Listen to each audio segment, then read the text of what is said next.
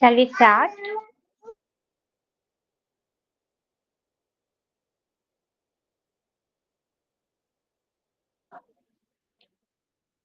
Prayer ചൊല്ലിക്കോട്ടെ.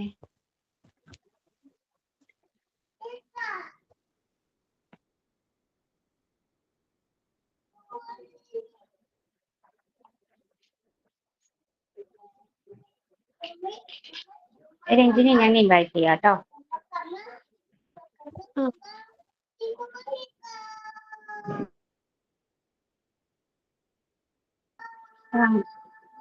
മാം ഉണ്ടോ? നമുക്ക് start ചെയ്യാറായെങ്കിൽ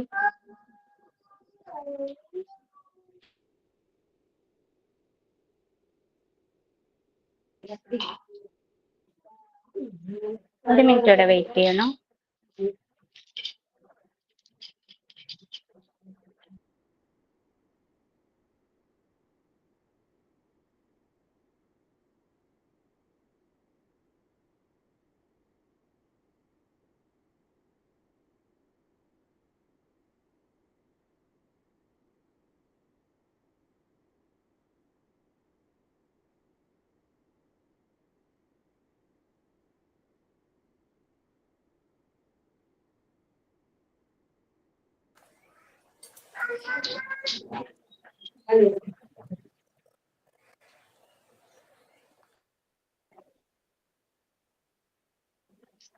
friends, നമുക്ക് എങ്ങനെയാ സ്റ്റാർട്ട് ചെയ്യണോ?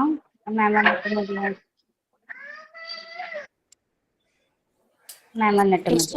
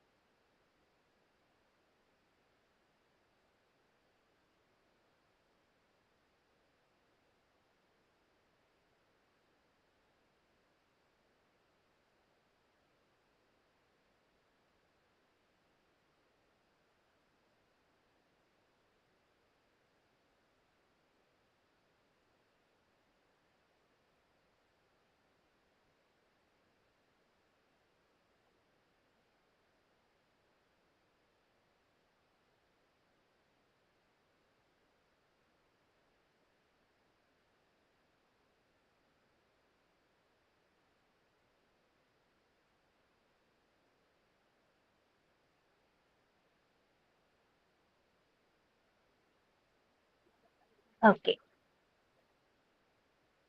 So, Jisha ma'am, shall we start?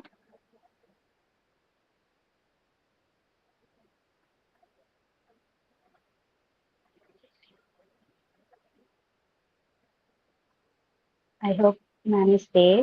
So let us begin. Okay.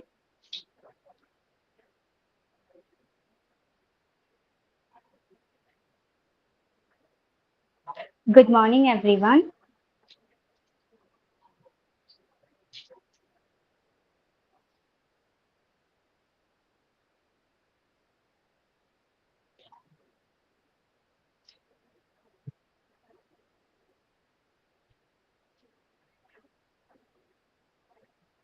Let us start today's class with the prayer. I invite Ranjini for the prayer.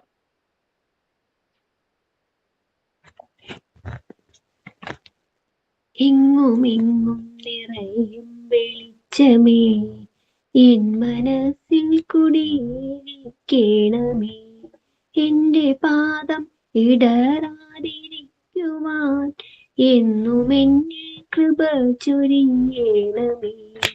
പൂവിലൂറുന്ന പുഞ്ചിരി നീയല്ലോ, പുസ്തകം തരും ജ്ഞാനവും നീയല്ലോ. പുല്ലുമാടവും പൂമണി മേടയും തുല്യമായി തൊഴും ശക്തിയും നീയല്ലോ. നല്ല ചിന്തയായി എൻ്റെ മനസ്സിലും, നല്ല ഭാഷയായി നാവിൻ്റെ തുമ്പിലും, നല്ല ചെയ്തിയായി എൻ്റെ കരത്തിലും, നന്മയായി നീ കടന്നിരിക്കണമേ. എങ്ങുമെങ്ങും നിറയും വെളിച്ചമേ, എൻ മനസ്സിൽ കുടിയിരിക്കണമേ. Good morning ma'am. Good morning all. Thank you, Ranjini. I'm Tina here to sign in for today's class. Each day is a new beginning. Every beginning is a hope. Hope leads our life to fulfill dreams. Our hard work and prayers will be answered one day. With respect, I take this opportunity to invite our dearest Tisha ma'am for today's class. I also invite all my dear friends to this class. Let's dream big and hope for the best. Now I invite Minimal for today's talk. Good morning, all. Today's thought. Every successful person has a painful story. Every painful story has a successful ending. Accept the pain and get ready for success. Thank you. Thank you, Minimal. Okay, very good morning to all. Last, Welcome, ma'am. thank you. Last ക്ലാസ്സിൽ നമ്മൾ എന്തായിരുന്നു? Second റെക്കോർഡിനെ കുറിച്ച് പറയാം. ഏത് റെക്കോർഡിനെ കുറിച്ചായിരുന്നു? Second റെക്കോർഡിനെ കുറിച്ചായിരുന്നു. Second record. Rhymes മാത്രമാണോ പറഞ്ഞുള്ളൂ? സ്റ്റോറീസ് പറഞ്ഞോ? ഇല്ല. റൈംസിന്റെ കംപ്ലീറ്റ് ആയോ? ഇല്ല മാം, കിഡ്സ് ആക്ടിവിറ്റി ബുക്കില്ലേ, ആ റെക്കോർഡാ പറഞ്ഞത്. ഓ, അതാണ് പറഞ്ഞത്. അത് കംപ്ലീറ്റ് പറഞ്ഞു കഴിഞ്ഞോ? ആ പറഞ്ഞോ മാം. സോ അതൊരുവിധം ആയി കഴിയുമ്പോഴേക്കും, അതായത് ഒരു 2-3 വീക്സ് കഴിയുമ്പോഴേക്കും നിങ്ങൾ എന്നെ റിമൈൻഡ് ചെയ്യിക്കണം. ഞാൻ അടുത്ത 2 റെക്കോർഡിന്റെ ഡീറ്റെയിൽസ് പറയാം. പിന്നെ ക്ലാസ് റൂമിൽ ഒരു റെക്കോർഡ് വന്നിട്ടുണ്ടാകും, ഒരു അപ്പാരറ്റസ് റെക്കോർഡ്. അത് 5ാമത്തെ റെക്കോർഡാണ്. മോണ്ടിസോറി അപ്പാരറ്റസ് റെക്കോർഡ് എന്ന് പറഞ്ഞ 5ാമത്തെ റെക്കോർഡാണ്.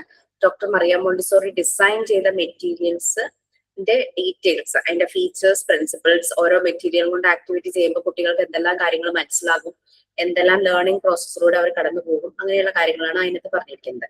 ഡോക്ടർ മോണ്ടിസോറി 5 ഏരിയ ആയിട്ടാണ് മോണ്ടിസോറി ക്ലാസ് റൂമിനെ ഡിവൈഡ് ചെയ്തിരിക്കുന്നത്. 5 ഏരിയയിൽ യൂസ് ചെയ്യുന്ന മെറ്റീരിയൽസിനെ കുറിച്ചാണ് അതിൽ പറഞ്ഞിരിക്കുന്നത്. അപ്പൊ അത് സമയം പോലെ നിങ്ങളുടെ 5ാമത്തെ റെക്കോർഡിലേക്ക് എഴുതി വെക്കുക. റൈറ്റ് സൈഡിൽ എഴുതുക. എഴുതി കഴിയുമ്പോഴേക്കും നമുക്കൊരു പിക്ചേഴ്സിന്റെ ഒരു PDF പ്രൊവൈഡ് ചെയ്യും. അത് പ്രിന്റ് എടുത്ത് അത് കട്ട് ആൻഡ് പേസ്റ്റ് ചെയ്യുക. ഓക്കെ, എഴുതിയതിന് കറസ്പോണ്ടിങ് ആയിട്ട് ലെഫ്റ്റ് സൈഡിൽ അതിന്റെ പിക്ചേഴ്സ് കട്ട് ആൻഡ് പേസ്റ്റ് ചെയ്യാം. Okay fine. സോ നമ്മള് പോർഷൻസ് ഏതാ എടുത്തോണ്ടിരുന്നേ?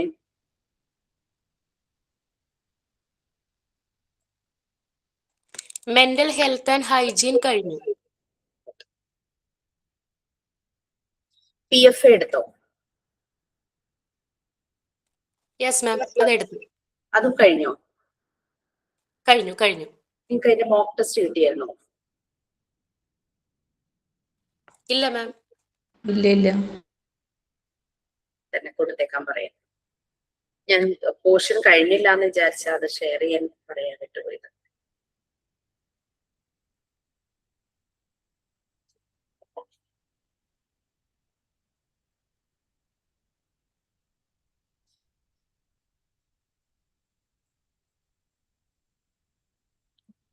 ഓക്കെ, പാർട്ട് 1 ഇനി ഏതൊക്കെ ചാപ്റ്റർ ബാക്കിയുണ്ട്? എല്ലാം കഴിഞ്ഞോ?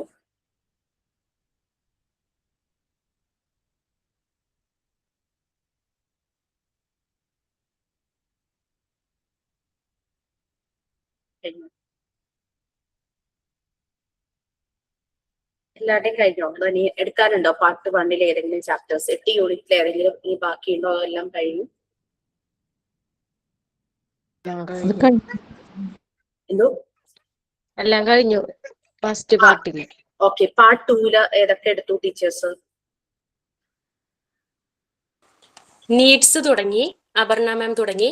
ദെൻ ലാംഗ്വേജ് ഡെവലപ്മെന്റ് ഇന്നലെ ജസ്റ്റ് സ്റ്റാർട്ട് ചെയ്തു ഞങ്ങൾക്ക്. ഇന്നലെ അശ്വതി മാം സ്റ്റാർട്ട് ചെയ്തു. ഇത് 2 തുടങ്ങിയിരിക്കുന്നത്. ഫസ്റ്റ് യൂണിറ്റുകളോ? ഫസ്റ്റ് യൂണിറ്റ് എല്ലാം കഴിഞ്ഞു നമ്മുടെ. അതായത് യൂണിറ്റ് 1, 2, 3, 4. അല്ല, പാർട്ട് 1 എല്ലാം കഴിഞ്ഞു. പാർട്ട് 2 അതൊന്നും എടുത്തിട്ടില്ല. നീഡ്സും പിന്നെ ലാംഗ്വേജ് ഡെവലപ്മെന്റും ആണ് നമുക്കിപ്പോ തുടങ്ങി വെച്ചിരിക്കുന്നത്.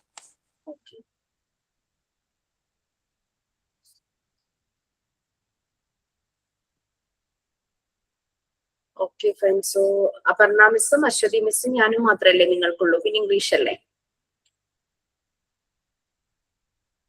ജസ്റ്റ് എനിക്ക് 2 minutes തരണേ. ഞാൻ ഏത് ചാപ്റ്റർ എടുക്കണേ? കാരണം പാർട്ട് 2 ഫസ്റ്റ് യൂണിറ്റ്സ് സാധാരണ ടീച്ചർ അവരാണ് എടുക്കാറ്. അപ്പൊ അതെന്താ എടുക്കാത്തത്? ഞാൻ ജസ്റ്റ് ഒരു 2 minutes.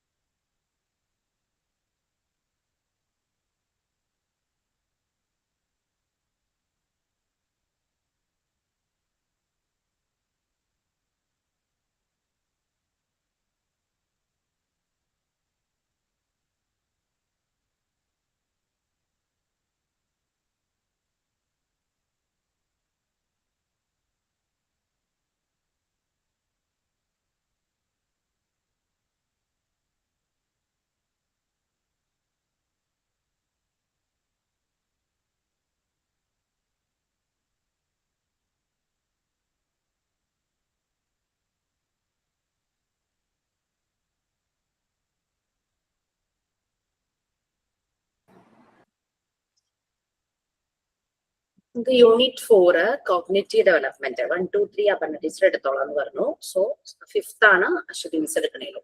അപ്പൊ ഞാൻ അതൊന്ന് ഷെയർ ചെയ്യാം. യൂണിറ്റ് 4 ആണ് cognitive development.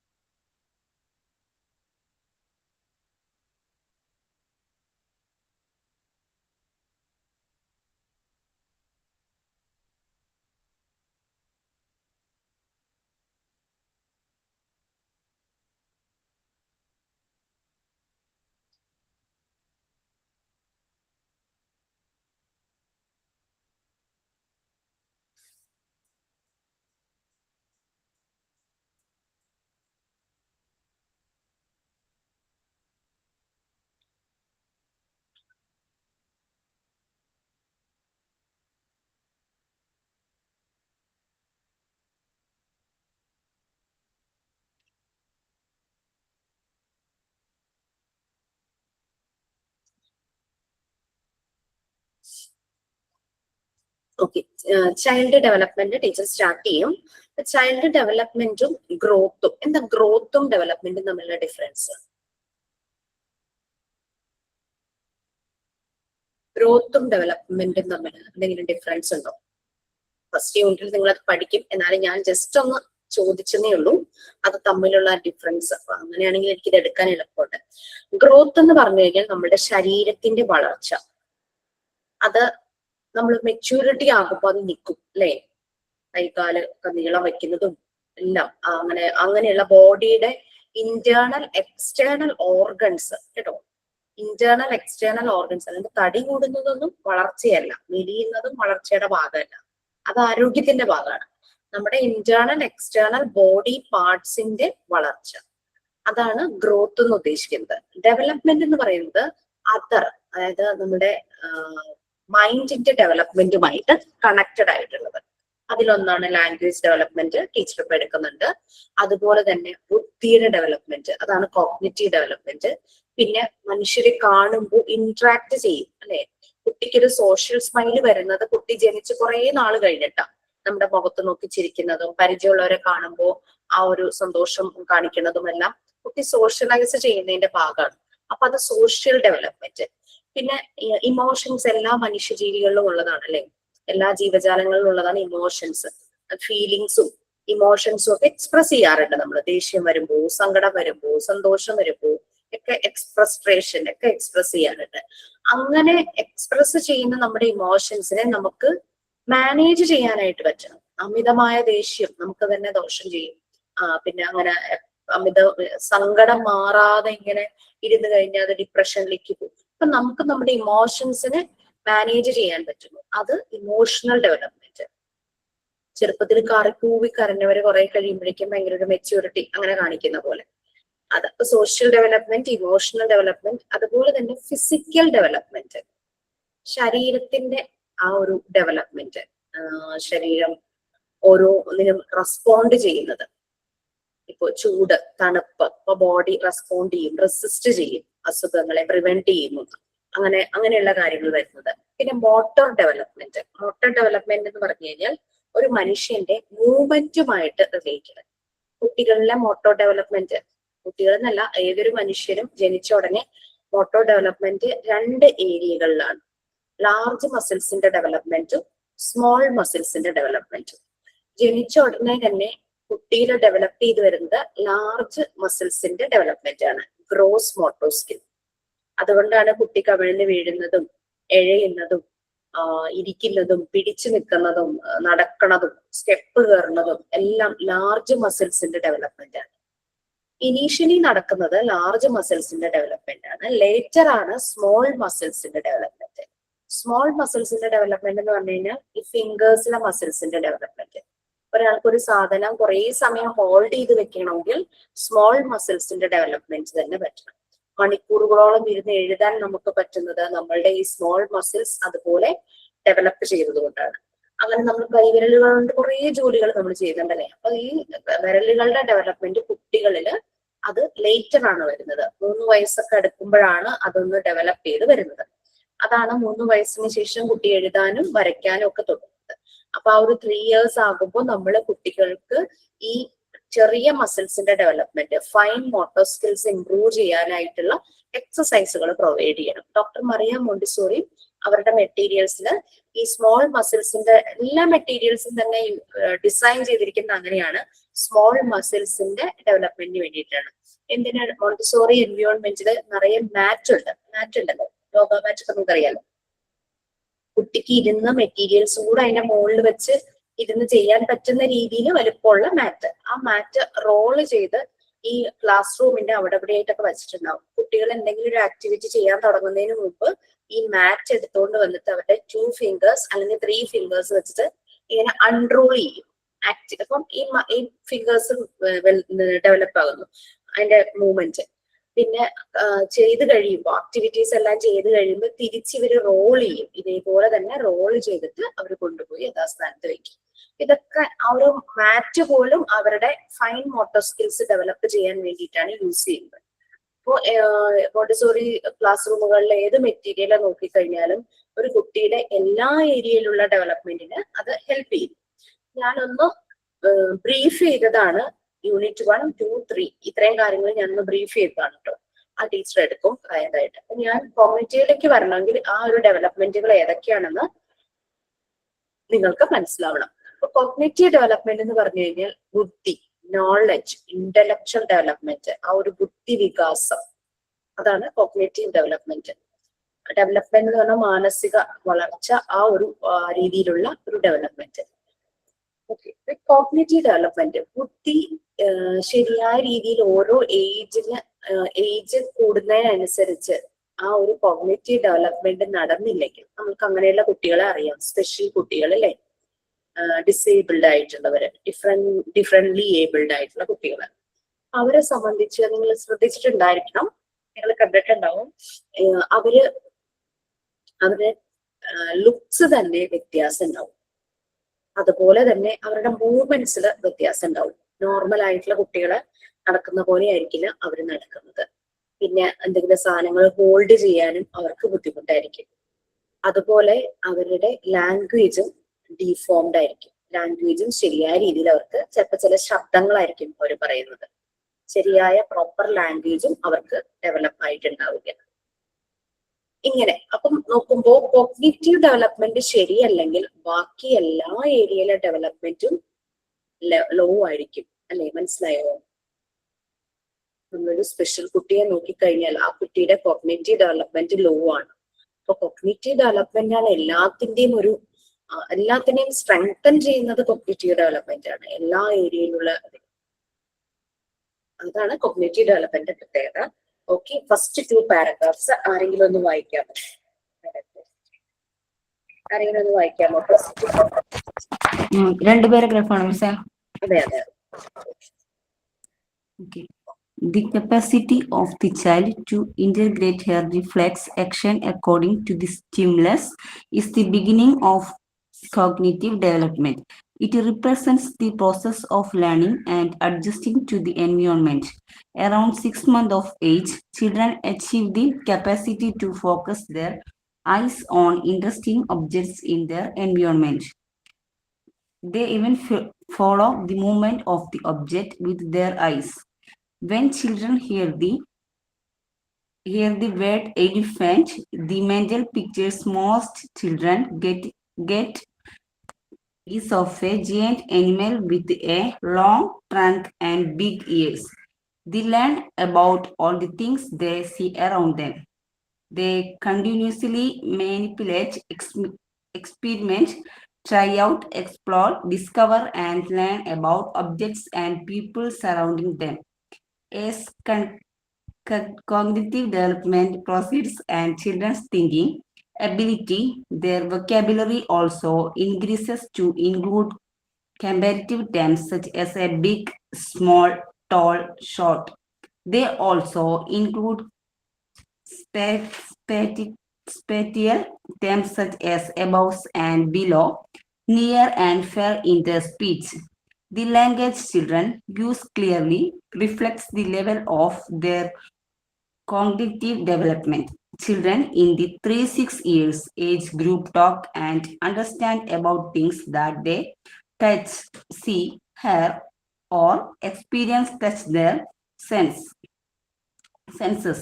They cannot understand or talk about abstract things such as a honesty.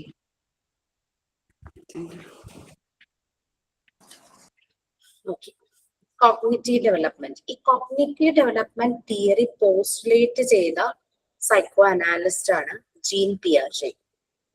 അദ്ദേഹം ആണ് ഇങ്ങനെ ഒരു കുട്ടികളിലെ അവരുടെ വളർന്നു വരുമ്പോൾ അവരുടെ ബുദ്ധിവികാസം എങ്ങനെയാണെന്ന് അദ്ദേഹം പോസ്റ്റുലേറ്റ് ചെയ്തിട്ടുണ്ട്. അത് നിങ്ങൾക്ക് ടെക്സ്റ്റിലില്ല, പക്ഷെ നമ്മളത് പഠിക്കണം. കാരണം എന്താണെന്ന് വെച്ചാൽ പല സൈക്കോ അനാലിസ്റ്റുകളുണ്ട്.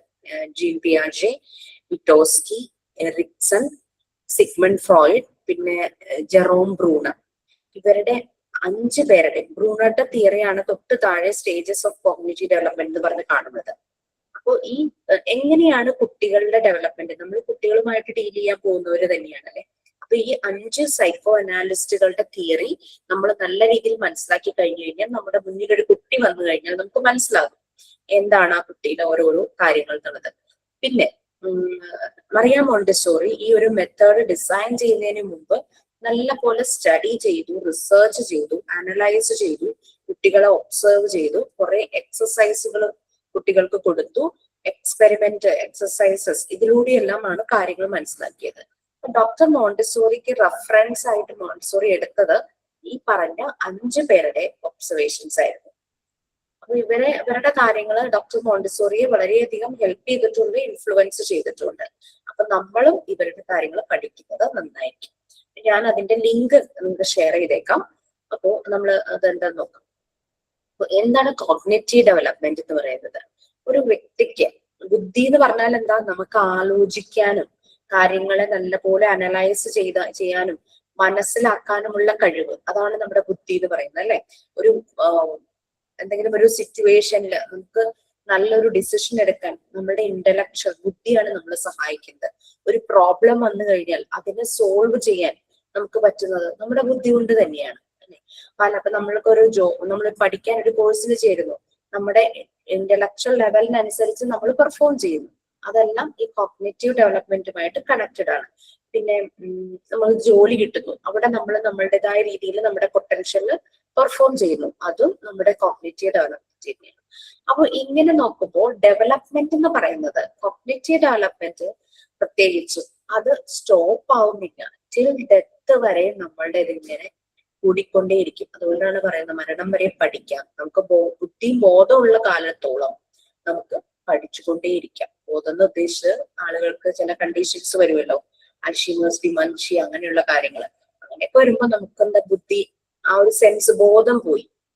എത്ര ഇന്റലിജന്റ് ആയിട്ടുള്ള ഒരാളാണെങ്കിൽ പോലും അയാൾക്ക് ശരിയായി പ്രവർത്തിക്കാൻ കഴിയാത്ത ഒരു അവസ്ഥയാണ് ശരിക്കും പറഞ്ഞു കഴിഞ്ഞാൽ ഡിമെൻഷ്യ എന്ന് പറയുന്നത്.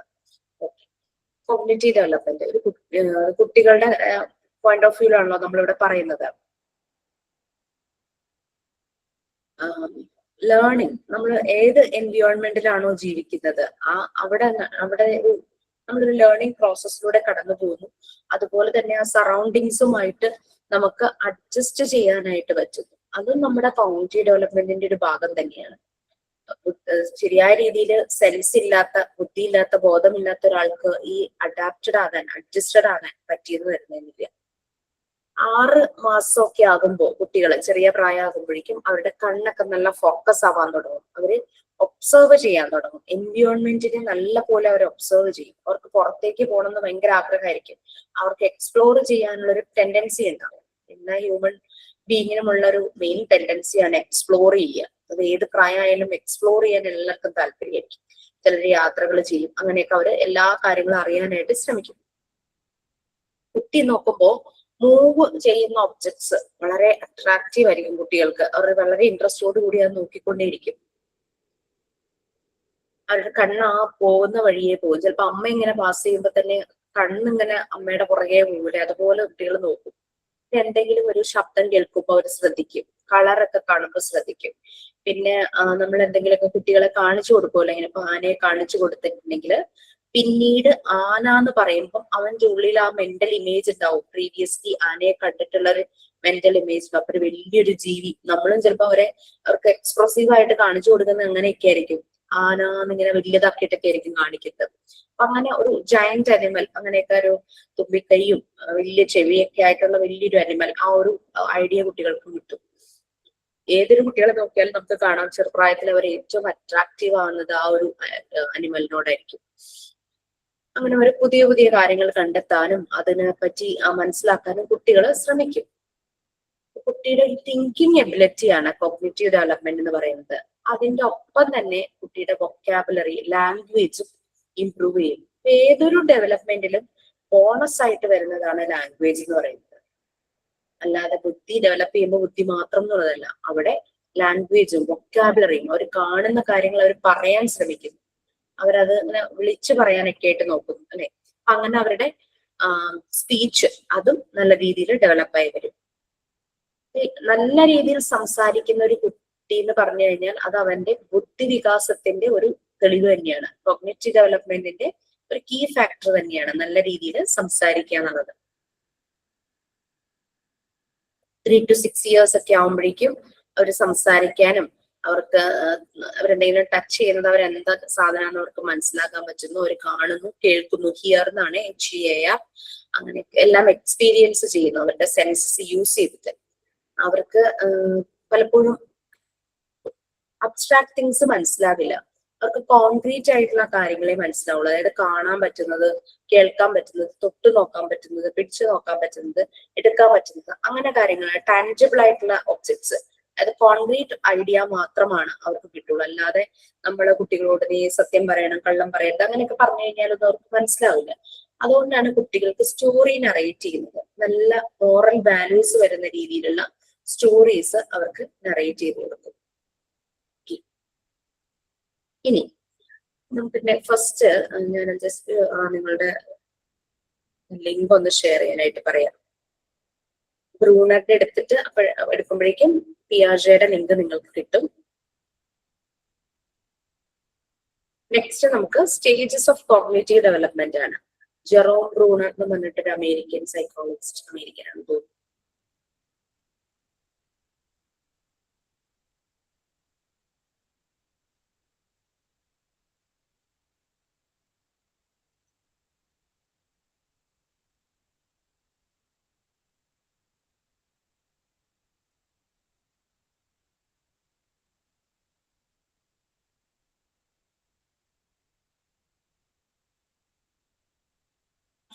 Okay. Next, stages of cognitive development.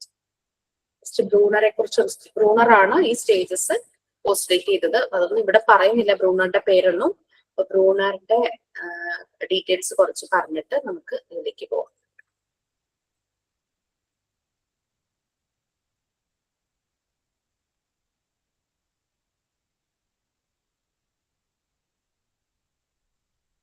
American psychologist ആയിരുന്നു ജെറോം ബ്രൂണർ.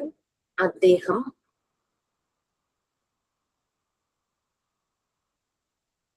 മൂന്ന് മോഡ്സ് ഓഫ് റെപ്രസെന്റേഷൻ, ലേണിംഗിന്റെ 3 മോഡ്സ് ഓഫ് റെപ്രസെന്റേഷൻ, കുട്ടികളിലെ ലേണിംഗ് വരുന്ന 3 മോഡ്സ് ഓഫ് റെപ്രസെന്റേഷൻ അദ്ദേഹം പറഞ്ഞിട്ടുണ്ടായിരുന്നു. നമുക്ക് അവിടെ കാണാം ബുള്ളറ്റ് പോയിന്റ്സ് ആയിട്ട്. Inactive stage, iconic stage, symbolic stage, ആ ഒരു രീതിയിൽ അദ്ദേഹം അതിനെ പോസ്റ്റുലേറ്റ് ചെയ്തിട്ടുണ്ടായിരുന്നു. അതായത് ഇനാക്റ്റീവ് സ്റ്റേജ് എന്ന് പറഞ്ഞു കഴിഞ്ഞാൽ, അതായത് കുട്ടിയുടെ ആ ഒരു ബേസ് ലെവലിലുള്ള ആ ഒരു സ്റ്റേജാണ്. അതായത് കുട്ടികള് അവർക്ക് കോൺക്രീറ്റ് ആയിട്ടുള്ള കാര്യങ്ങൾ മനസ്സിലാക്കി, അതായത് ഫിസിക്കലി ആ ഒരു ടച്ച് അതൊക്കെ മനസ്സിലാക്കിയാണ് അവർക്ക് ആ ആക്ഷൻ ബേസ്ഡ് അവർ മൂവ് ചെയ്യുന്നത്, അങ്ങനെയുള്ളതൊക്കെയാണ് അവർ ശ്രദ്ധിക്കുക. ഇനാക്റ്റീവ് സ്റ്റേജ് ആക്ഷൻ ബേസ്ഡ് ആയിരിക്കും. ഐക്കോണിക് സ്റ്റേജ് എന്ന് പറഞ്ഞു കഴിഞ്ഞാൽ ഇമേജ് ആയിരിക്കും അവരെ കൂടുതൽ സ്റ്റിമുലേറ്റ് ചെയ്യുന്നത്. കാണുന്ന ഇമേജ് അതൊക്കെ അവർ മനസ്സിൽ ഇങ്ങനെ അങ്ങനെ സ്റ്റോർ ചെയ്ത് വെക്കും, അവർക്ക് ഓർമ്മയുണ്ടായിരിക്കും. സിംബോളിക് സ്റ്റേജ് എന്ന് പറഞ്ഞു കഴിഞ്ഞാൽ അവിടെ അവർ ലാംഗ്വേജ് യൂസ് ചെയ്യുന്നു, വേർഡ്സ്, സിംബൽസ്, അങ്ങനെ ലാംഗ്വേജ് ഒക്കെ യൂസ് ചെയ്തിട്ടാണ് സിംബോളിക് സ്റ്റേജിൽ വരുന്നത്. ഓക്കെ, നമുക്ക് 3 സ്റ്റേജസ് ഉണ്ട്. ആ 3 സ്റ്റേജസ് അതിൽ കൊടുത്തിരിക്കുന്നൊന്ന് വായിക്കാം, എന്നിട്ട് നമുക്ക് ഡിസ്കസ് ചെയ്യാം. ഞാൻ ജസ്റ്റ് ഒന്ന് ബ്രീഫ് ചെയ്തു തന്നേ ഉള്ളൂ. അപ്പൊ ജെറോം ബ്രൂണറിനൊന്ന് അതിന്റെ അടുത്ത് എഴുതി വെച്ചോളൂ. ബ്രൂണറുടെ കാര്യങ്ങൾ നിങ്ങളൊന്ന് സെർച്ച് ചെയ്ത് നോക്കുന്നത് നന്നായിരിക്കും.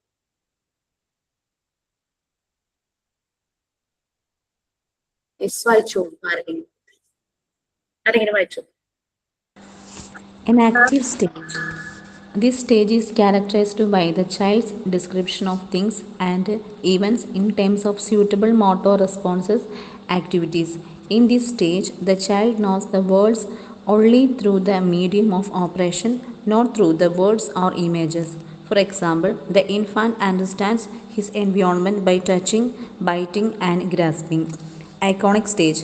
This stage is characterized by the child's description of things and events in terms of audiovisual images or mental picture.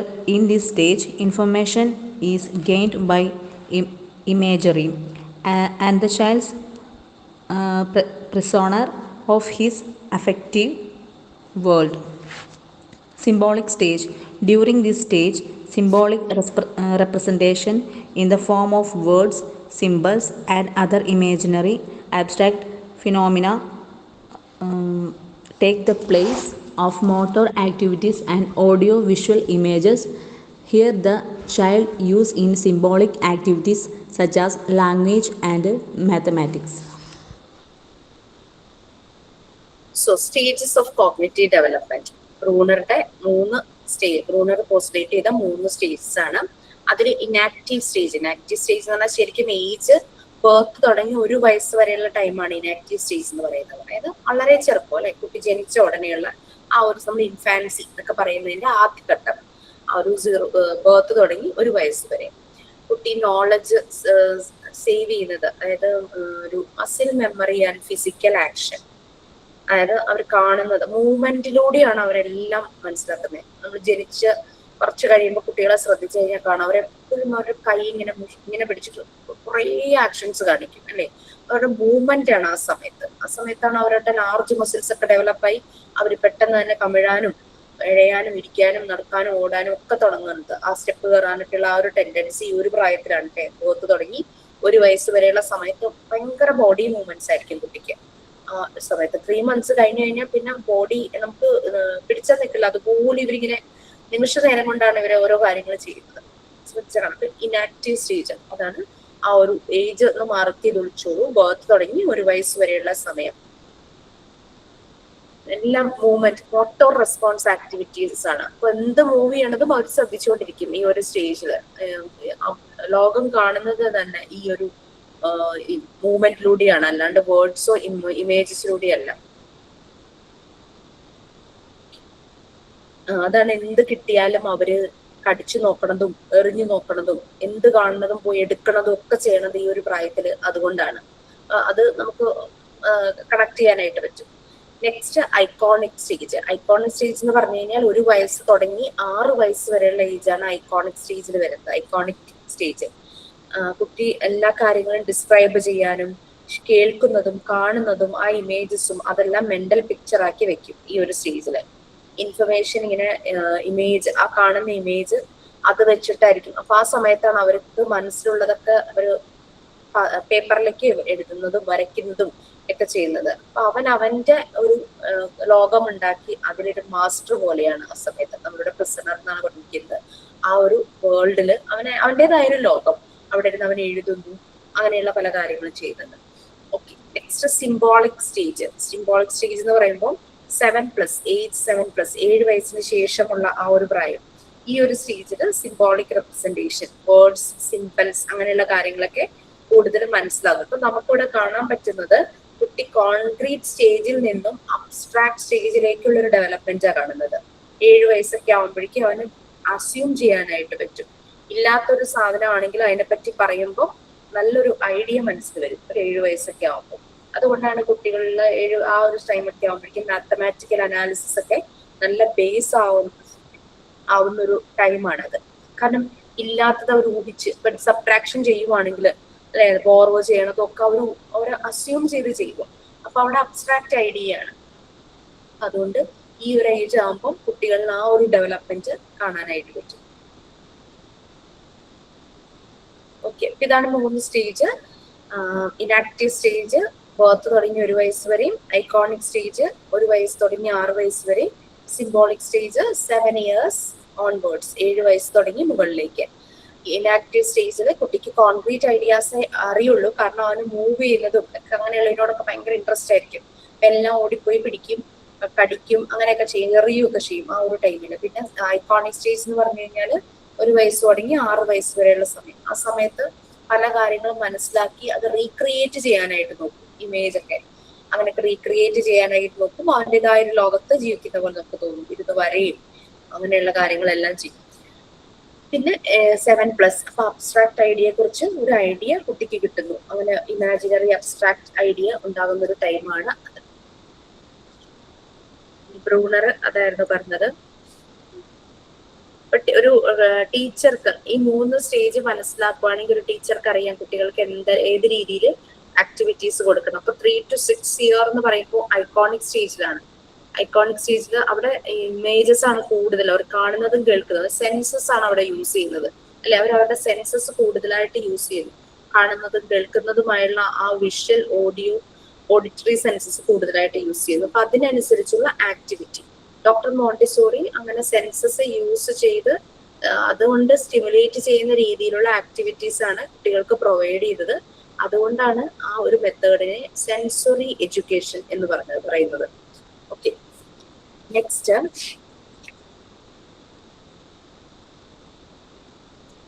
നിങ്ങൾക്ക് നിങ്ങളുടെ ക്ലാസ് റൂമിൽ ഒരു ലിങ്ക് വന്നു നോക്കാം. പിയാഷെ, ജീൻ പിയാഷെ.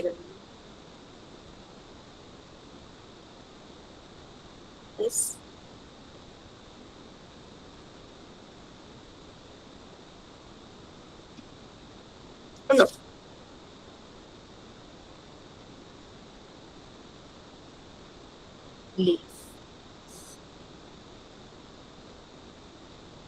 ഇല്ല മിസ്സേ. ഇവിടത്തേക്കാന്ന് പറഞ്ഞു വന്നിട്ട് ഉണ്ടെങ്കിൽ മാത്രം നമുക്ക് തുടങ്ങാം.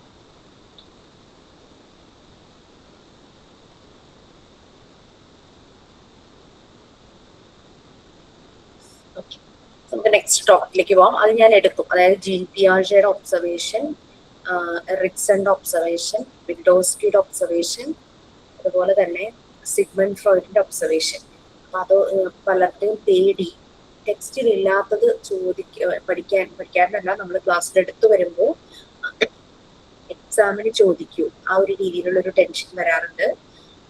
ഞാൻ പൊതുവെ അങ്ങനെ എക്സാമിന് ചോദിക്കാറില്ല. പക്ഷെ എന്നാലും ഈ പിയാഷെയുടെ ഒക്കെ ആ ഒരു ഡെവലപ്മെന്റ് സ്റ്റേജസ്, കോഗ്നിറ്റീവ് ഡെവലപ്മെന്റ് ആണ് അദ്ദേഹം 4ആയിട്ട് ഡിവൈഡ് ചെയ്തിരിക്കുന്നത്.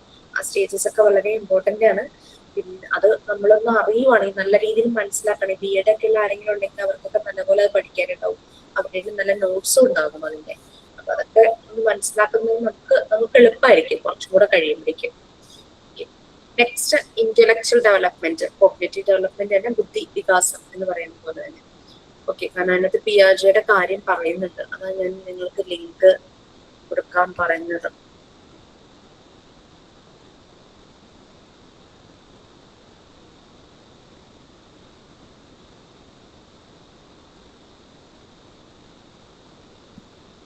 മിസ് ഞാനൊരു ഡൗട്ട് ചോദിച്ചോട്ടെ? ചോദിക്കൂ. ഇപ്പൊ നമ്മളെ 3 to 6 ഏജ് എന്ന് പറയുന്ന ഐക്കോണിക് സ്റ്റേജ് എന്നല്ലേ പറഞ്ഞത്. അപ്പൊ നമുക്ക് ചില കുട്ടികളൊക്കെ നമ്മൾ കണ്ടിട്ടില്ലേ, ഓരോ പിക്ചേഴ്സ് കാണുമ്പോ 1 വയസ്സ് മുതൽ പുറത്തുടങ്ങിയ കുട്ടികൾ കുറെ പിക്ചേഴ്സ് കാണിക്കും. അതൊക്കെ ഓർമ്മയിൽ ഇങ്ങനെ TV പ്രോഗ്രാമിലൊക്കെ കാണാം, ഓർത്തെടുത്ത് എല്ലാ കാര്യങ്ങളും പറയണത്. അതപ്പോ എല്ലാ കുട്ടികൾക്കും പറ്റാത്തതാണ്, ചില കുട്ടികൾക്ക് മാത്രമായിട്ട്. അത് IQ ലെവലിന്റെ വ്യത്യാസമാണ്. ചില കുട്ടികൾക്ക് IQ ലെവൽ വളരെ കൂടുതലായിരിക്കും. ആ അപ്പൊ അത് 1 വയസ്സ് മുതൽ കാണിക്കുന്ന കുട്ടികളും ഉണ്ടാവുമല്ലോ. അപ്പൊ ഐക്കോണിക് സ്റ്റേജ് എന്ന് പറയുമ്പോൾ 3 to 6. ജനറലി ഒരു നോർമൽ ഒരു കുട്ടിയുടെ ഏജ് വെച്ചിട്ടാണ് നമ്മളിത് ജനറലി പറഞ്ഞത്. പക്ഷെ എക്സെപ്ഷണൽ കേസ് ഉണ്ടാവുക. ഇപ്പൊ രേവതി പറഞ്ഞതനുസരിച്ച് നമുക്ക് ബുദ്ധി ലോ ആയിട്ടുള്ള കുട്ടികള് ഈ 1 വയസ്സിൽ കാണിക്കുന്നത് തന്നെ കാണിച്ചിട്ടും ഉണ്ടാവില്ല. നമുക്ക് 2 കാര്യങ്ങൾ ഇവിടെ, മെന്റൽ ഏജ്, എന്താ പറയുക, ക്രോണോളജിക്കൽ ഏജ്. ക്രോണോളജിക്കൽ ഏജ് എന്ന് പറഞ്ഞു കഴിഞ്ഞാൽ ബർത്ത് തുടങ്ങി അവരുടെ കറക്റ്റ് ഏജ് ആണത്. ഇപ്പൊ പറഞ്ഞ കാറ്റഗറിയിലെ കുട്ടികൾ അവരുടെ പ്രായത്തെക്കാൾ കൂടുതൽ ബുദ്ധി കാണിക്കുന്നു. അതുപോലെ തന്നെ പ്രായത്തെക്കാൾ കുറവ് ബുദ്ധി കാണിക്കുന്ന കുട്ടികളും ഉണ്ടല്ലോ. അതാണ് IQന്റെ ഒരു ഡിഫറൻസ്, ഇന്റലിജന്റ് പേഴ്സന്റെ ഒരു ഡിഫറൻസ്. ഒരു എക്സെപ്ഷണൽ കേസാണ്. നമ്മുടെ നാട്ടിലല്ല, ഈ യൂറോപ്യൻ കൺട്രീസിലൊക്കെ എന്ന് വെച്ചാൽ അവർക്ക് ഡബിൾ പ്രൊമോഷൻ കൊടുക്കും. അത് നമ്മൾ കേട്ടിട്ടില്ലേ, ചെറുപ്രായത്തിൽ തന്നെ ഇത്ര ഡിഗ്രിയും ഇത്ര PGയും എടുത്തു എന്ന്. നമ്മളുടെ ഇവിടെ എന്ന് വെച്ച് കഴിഞ്ഞാൽ ഡിഗ്രിയും PG എടുക്കുന്ന ആ ഒരു ഏജേ ഉള്ളൂ. അതിനല്ലാതെ നമുക്കൊരു ഡബിൾ പ്രൊമോഷൻ ഒന്നും കൊടുക്കില്ല. അങ്ങനെ യൂറോപ്യൻ കൺട്രീസിലുണ്ട്. കുട്ടികളുടെ IQ ലെവൽ അനുസരിച്ച് അവർ ഹയർ ക്ലാസ്സിലേക്ക് അവർ പോകും. അപ്പൊ അതുപോലെയാണ് ഇവിടെയും വന്നത്. ഇപ്പൊ നമ്മള് ഈ സൈക്കോ അനാലിസ്റ്റുകൾ അനലൈസ് ചെയ്യുമ്പോൾ അവർ ജനറലി അനലൈസ് ചെയ്യുള്ളൂ. അവര് കറക്റ്റ് ഒരു കുട്ടി ഇന്നെങ്കിൽ ഇതൊക്കെയാണ് ചെയ്യുന്നത്. അതിന്റെ ഔട്ട്സ്റ്റാൻഡിംഗ് ആയിട്ട് പെർഫോം ചെയ്യാന്ന് പറഞ്ഞാൽ അത് IQ ലെവൽ കൂടുതലാണ്. അതിന്റെ ലോ ലെവലിൽ പെർഫോം ചെയ്യാന്ന് പറഞ്ഞു കഴിഞ്ഞാൽ അവര് ഡിഫറെന്റ്ലി ഏബിൾഡ് ആണ്. എന്തെങ്കിലും ഡിസോർഡർ ഉണ്ടാവും.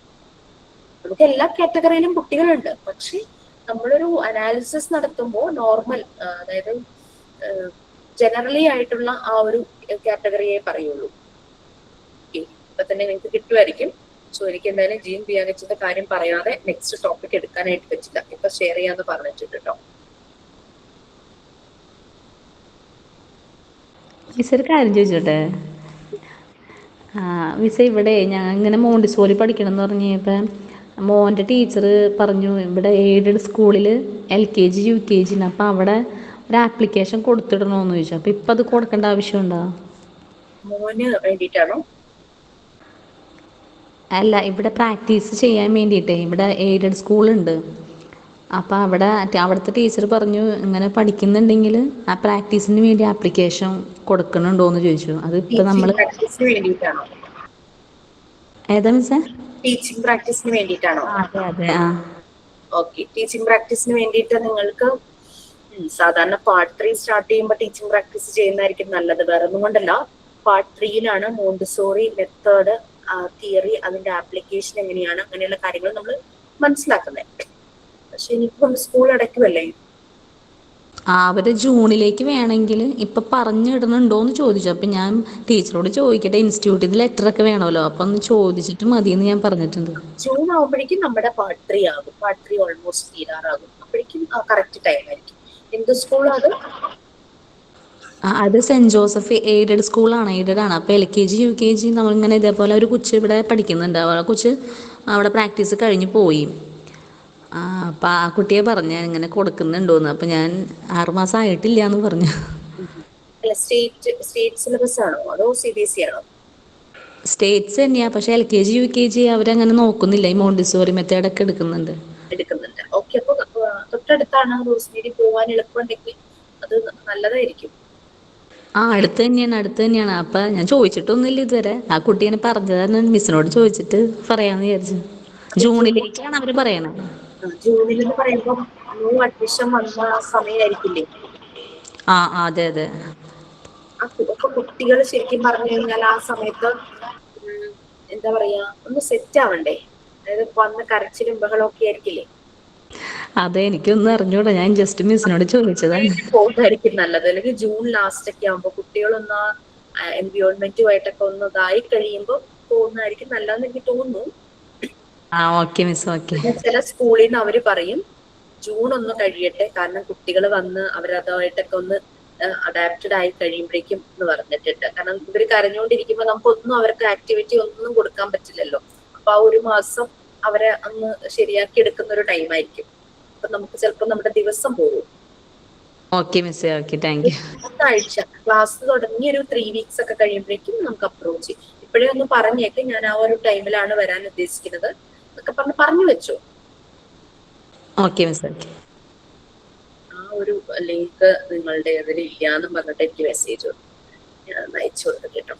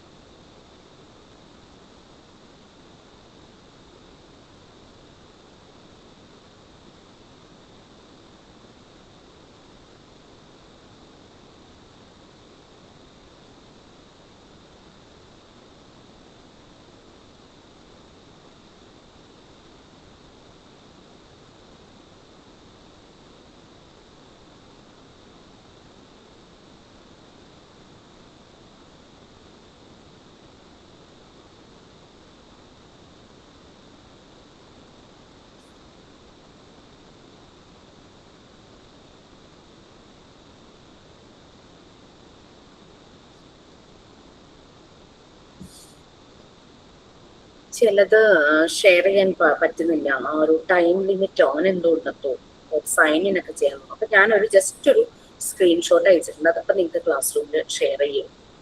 സെക്കൻഡ്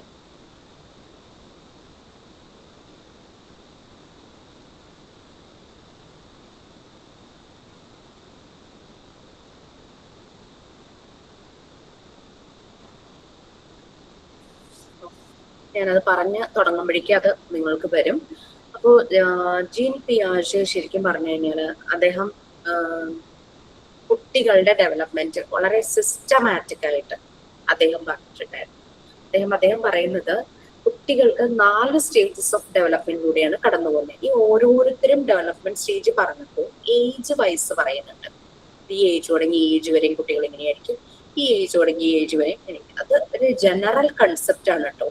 എല്ലാ കുട്ടികളും ആ ഒരു ഏജിൽ ഇപ്പൊ 3 മാസം ആകുമ്പോൾ കമഴുന്നു, 4 മാസമാണ് ഇരിക്കണം എന്നൊക്കെ ഉള്ള ഇതുണ്ടല്ലോ. പക്ഷെ എന്റെ മോൻ 4 മാസമൊന്നും ആയിട്ടൊന്നും ഇരുന്നില്ല. 8ാം മാസത്തില് അവൻ നടന്നതിന് ശേഷമാണ് ഇരുന്നത്. അപ്പൊ നമുക്ക് ഇതേ ഒരു സീക്വൻസിൽ തന്നെ കുട്ടികളെല്ലാരും കാണിക്കണം എന്നൊന്നും നമുക്ക് പറയാൻ പറ്റില്ല. പക്ഷെ എന്തെങ്കിലും ഒരു ഡിഫോമിറ്റീസ് നമുക്ക് ഫീൽ ചെയ്യുവാണെങ്കിൽ ഡോക്ടറെ കാണിക്കാം. അപ്പം 3 മന്ത്സിൽ ഇവൻ പെട്ടെന്ന് തന്നെ കമഴുന്നു. അപ്പം 4 മാസമായപ്പോഴേക്കും ഹസ്ബൻഡിന്റെ അമ്മ പറഞ്ഞു ഇങ്ങനെ പില്ലോ ഇങ്ങനെ നിറയെ വെച്ചിട്ട് ഇരുത്തണം എന്ന് പറഞ്ഞു. ഞാൻ ഓർത്തതും നാച്ചുറൽ ആയിട്ട് ഉണ്ടാവേണ്ട ഒരു പ്രതിഭാസമല്ലേ ഇരിക്കുക എന്നുള്ളത്. നമ്മൾ അങ്ങനെ ഞെക്കി പഠിപ്പിച്ചാൽ മധുരം ഉണ്ടാവില്ല എന്ന് പറഞ്ഞ പോലെ ബാക്കി ആക്റ്റീവാണ്, കളിക്കുന്നുണ്ട്, ഇരിക്കുന്നില്ല എന്നേ ഉള്ളൂ. അപ്പൊ കാരണം ഇങ്ങനെ കമഴല് തന്നെയാണ്, ഇങ്ങനെ മറന്നിട്ട് എഴഞ്ഞു പോകുന്നു, അതൊക്കെ ഉണ്ട്. പക്ഷെ ആളിരിക്കുന്നില്ല. പക്ഷെ 8ാം മാസത്തിൽ നല്ല പോലെ നടന്നു. അങ്ങനെ ഉണ്ടായി. അപ്പൊ അതുകൊണ്ട് എല്ലാ കുട്ടികളും ഈ ഒരു സീക്വൻസ് അങ്ങനെ പോകണമെന്ന് നിർബന്ധമില്ല. മോള് കമഴ്ന്നു, പക്ഷെ എപ്പോഴും കമഴില്ലായിരുന്നു. ജസ്റ്റ് 1-2 തവണ അത്രയും മാത്രം. പിന്നെ അത് മലർന്നു തന്നെ കിടന്നു. അവള് 1 വയസ്സാകുമ്പോഴും വേച്ചായിരുന്നു നടന്നത്. കാര്യം ബോഡി വെയിറ്റ് ഒന്നും അധികം ഉണ്ടായിരുന്നില്ല. പക്ഷെ മോൻ 8ാം മാസത്തിൽ നടന്നു. അതുകൊണ്ട് നമുക്ക് എല്ലാ കുട്ടികളും ഒരേ പാറ്റേൺ തന്നെ ഫോളോ ചെയ്യും നമുക്ക് പറയാൻ പറ്റില്ല. നമ്മുടെ വീട്ടിലെ കുട്ടികളുണ്ടെങ്കിൽ നമുക്കറിയാം ചില കുട്ടികൾ പെട്ടെന്ന് സംസാരിക്കും. അവിടെ ആൾക്കാരെ കാറ്റഗറൈസ് ചെയ്യും. അത് ആൺകുട്ടി ആയതുകൊണ്ടാണ് അങ്ങനെ, പെൺകുട്ടി ആയതുകൊണ്ടാണ് ഇങ്ങനെ. പക്ഷെ നമുക്കത് പറയാൻ പറ്റില്ല. ചില ഹെറിഡിറ്ററി ആയിട്ടുള്ള ഫാക്ടേഴ്സും കുട്ടി വളരുന്ന സാഹചര്യങ്ങളും ഒക്കെ ഇതുമായിട്ട് കണക്റ്റഡ് ആയിരിക്കും. അപ്പൊ പിയാഷെ എന്താ പറഞ്ഞതെന്ന് നമുക്കത് നോക്കാം.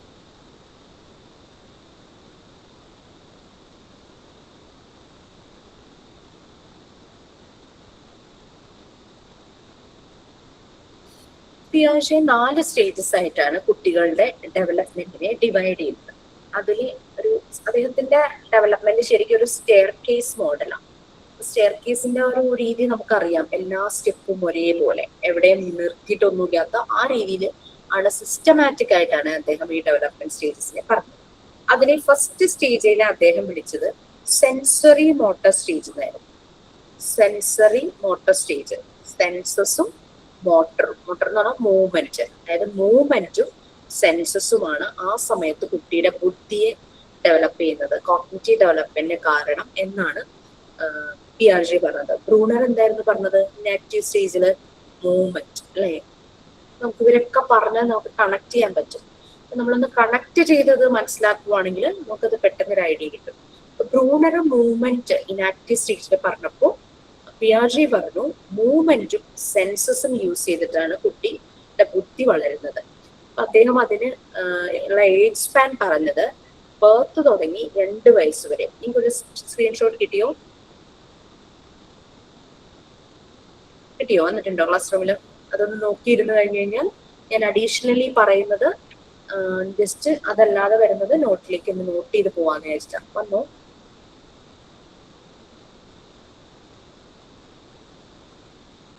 ഇല്ല മിസ്. ഇല്ല മിസ് വന്നിട്ടില്ല. വരും.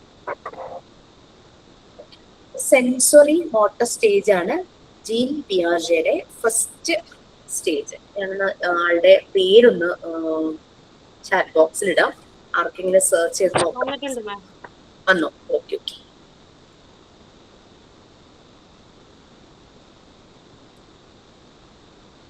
അദ്ദേഹത്തിന്റെ പേര് ഞാനൊന്ന് ചാറ്റ് ബോക്സിൽ ഇട്ടിട്ടുണ്ട്. ജസ്റ്റ് എപ്പോഴെങ്കിലും സെർച്ച് ചെയ്യണമെങ്കിൽ വന്നിട്ടുള്ള സ്ക്രീൻഷോട്ടിലും അത് കാണും. ജീൻ പിയാജെയുടെ പിയാജെ എന്ന് മറ്റു താഴെ വരുന്നത്.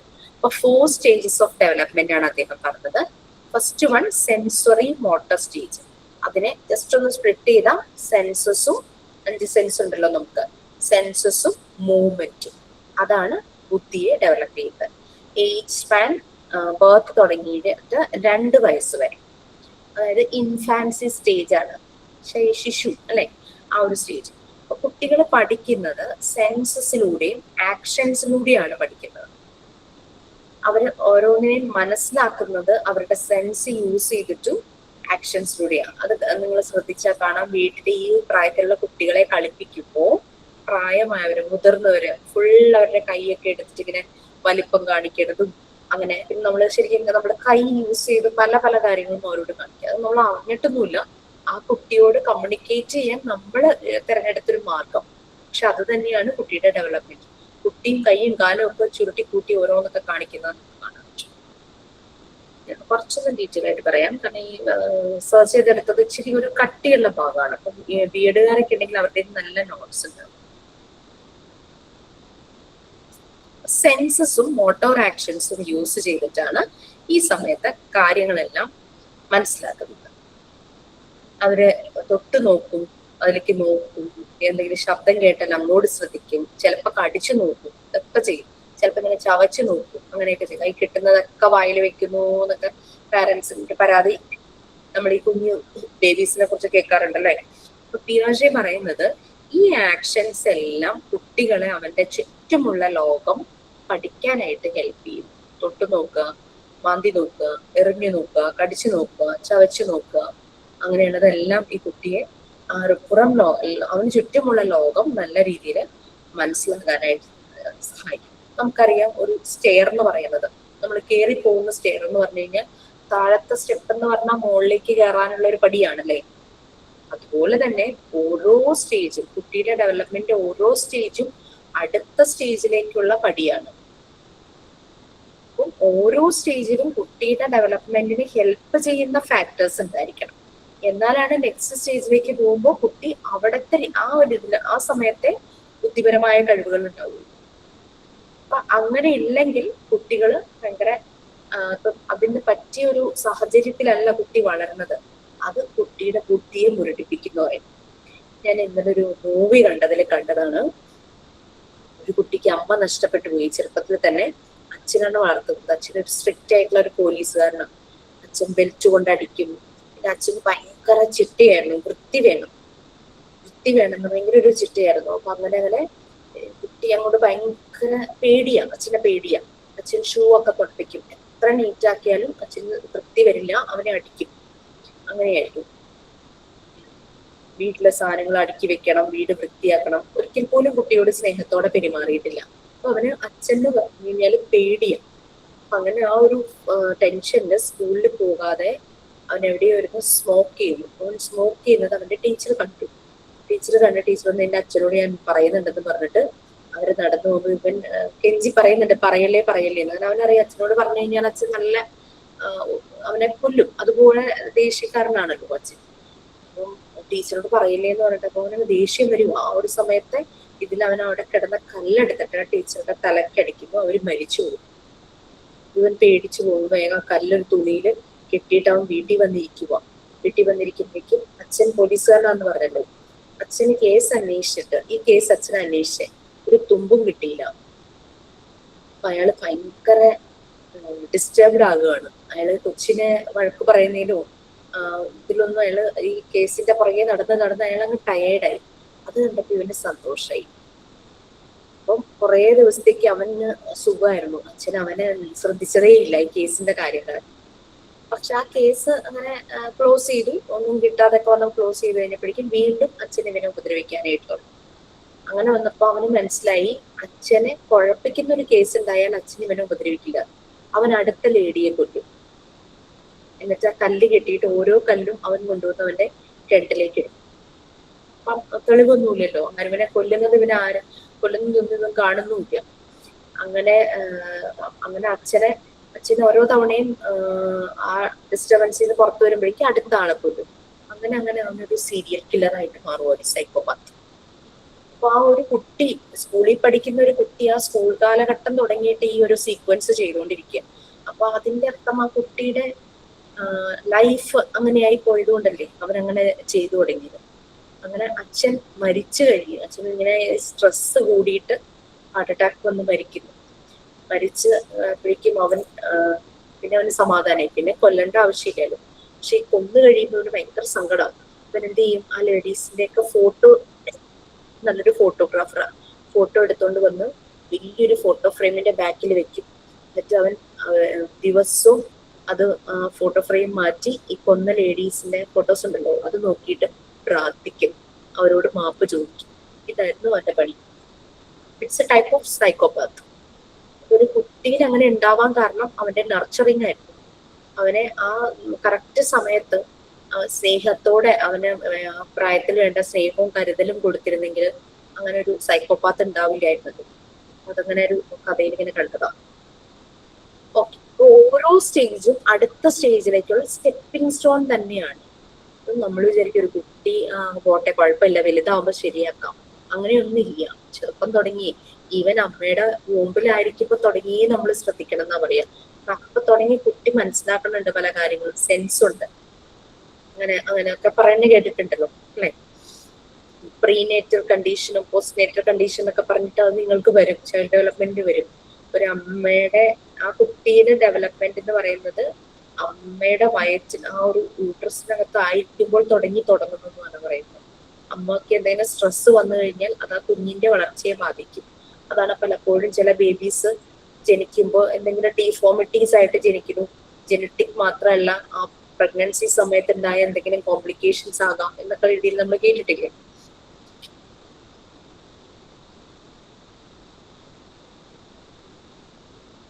കുട്ടിയുടെ മുന്നിൽ നമ്മളൊരു ടോയ് വെച്ച് കഴിഞ്ഞാൽ കുട്ടി അതിങ്ങനെ ആദ്യം ഇങ്ങനെ നോക്കും, പിന്നെ അതിനെ പിടിച്ചു നോക്കും അല്ലെ, പിന്നെ അതിനൊന്ന് തട്ടിയൊക്കെ നോക്കും, പിന്നെ ഒന്ന് കടിച്ചു നോക്കും, ചിലപ്പോൾ ദൂരേക്ക് എറിഞ്ഞു നോക്കും.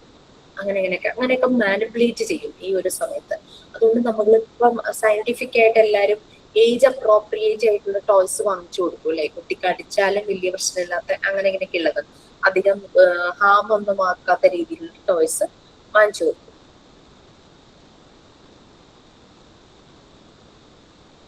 ഈ ഒരു സമയത്ത്, അതായത് ഒരു ബർത്ത് തുടങ്ങിയ ആ ഒരു സമയത്ത് ഇവർക്ക് അധികം സംസാരിക്കാറാകാത്തൊരു സമയത്ത്, പലപ്പോഴും ലാംഗ്വേജ് ആകാത്ത ഒരു സമയത്ത് ഈ ഒരു ഡെവലപ്മെന്റ് നടക്കുന്നത് ലാംഗ്വേജിന്റെ സപ്പോർട്ട് ഇല്ലാതെയാണ്.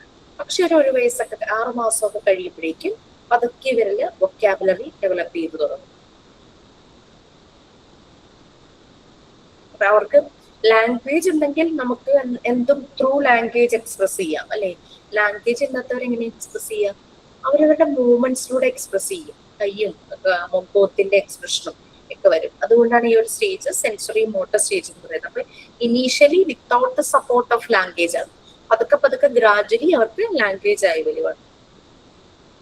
ഇനി സെക്കൻഡ് സ്റ്റേജ് എന്ന് പറയുന്നത് പ്രീ ഓപ്പറേഷണൽ സ്റ്റേജ്.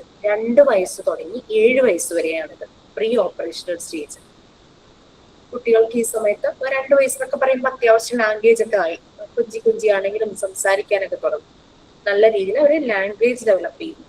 അതുപോലെ തന്നെ സിമ്പിൾസും എന്നാലും ലാംഗ്വേജ് ഡെവലപ്പ് ചെയ്താലും ലോജിക്കലി ഒന്നും ചിലപ്പോൾ അവർക്ക് കുറച്ചുകൂടെ ബുദ്ധിപരമായിട്ട് സെൻസോടുകൂടി കാര്യങ്ങൾ പറയാനൊന്നും അറിയില്ല. നമ്മൾ കേട്ടിട്ടില്ലേ കുട്ടികൾക്ക് ഗ്രാമർ ശരിയാവാതെ സംസാരിക്കുന്നത്? ലാംഗ്വേജ് ആയി തുടങ്ങുമ്പോഴും ഒരു ചിലപ്പോ എന്താ പറയാ, ഇന്നലെ വരും ആ ഒരു രീതിയിലൊക്കെ പറയില്ലേ, നാളെ വന്നു, അങ്ങനെയൊക്കെ. അപ്പൊ അങ്ങനെ അവർക്ക് കണക്ട് ചെയ്ത് പറയാനായിട്ടുള്ള ലാംഗ്വേജ് ഡെവലപ്മെന്റ് ആയി വരികയുള്ളൂ. 2 years തുടങ്ങി പിന്നെ അങ്ങോട്ട് ഡെവലപ്പ് ആകണം pre operational stage.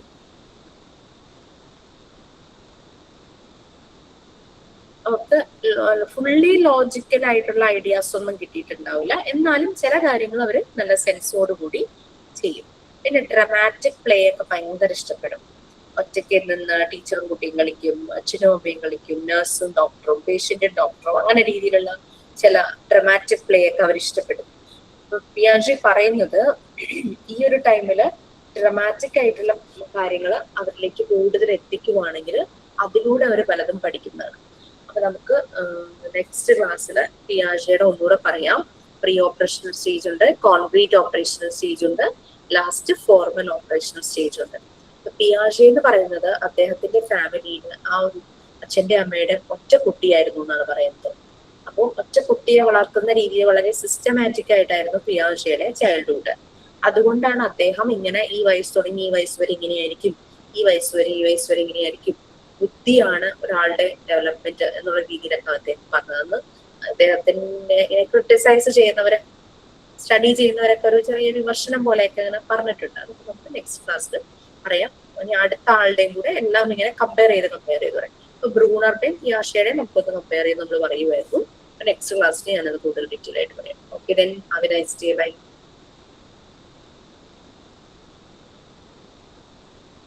Send out to talk. Yes. ഇത്ര നേരം നമുക്ക് വേണ്ടി ഇന്നത്തെ ക്ലാസ് ഭയങ്കര ഇൻട്രസ്റ്റിംഗ് ആയിരുന്നു. കാരണം കുട്ടികളുടെ ഡെവലപ്മെന്റ്സിനെ കുറിച്ചായിരുന്നു മിസ് പറഞ്ഞുകൊണ്ടിരുന്നത്. എനിക്ക് 3 വയസ്സും 6 വയസ്സുള്ള മക്കളാണ്. അപ്പൊ ഞാനും ഐക്കോണിക് സ്റ്റേജിലൂടെ ആയിട്ട് ബന്ധപ്പെട്ട ഒരാളാണ്.